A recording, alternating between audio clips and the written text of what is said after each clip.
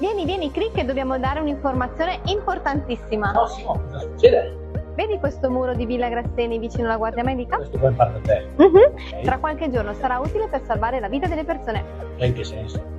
Su questo muro verrà installato il nuovo defibrillatore. Ah, quello che gli alpini hanno acquistato con tutti i fondi raccolti nel 2024. Esatto, e possiamo dire che è un dono da parte di tutti i fleresi che non mancano all'annuale festa alpina, il cui ricavato viene impiegato nelle diverse attività numerosissime del gruppo Alpini, ma soprattutto per beneficenza.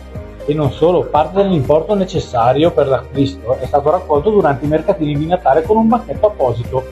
Gli Alpini sono un gruppo del cuore d'oro. Flero, sempre più comune, cardioprotetto. Ciao!